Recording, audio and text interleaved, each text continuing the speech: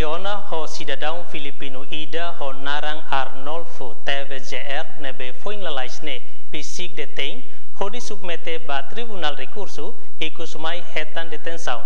Provedor Direitos Humanos no Justiça Virgílio da Silva Guterres iha conhecimento.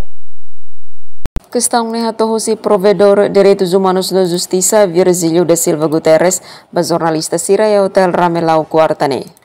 Niadehan PDA Gazota iha conhecimento com a cidadão filipina tan ba sira mosimu copia documentos balung nebe ni halo ba ministério relevante no mos recurso ba nia pedido atu hetang asilo político.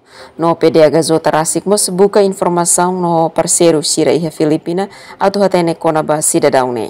Niadehan kona ba extradição competência Estado Ruaneniang comunicação entre líder Estado Ruaniang atu hare.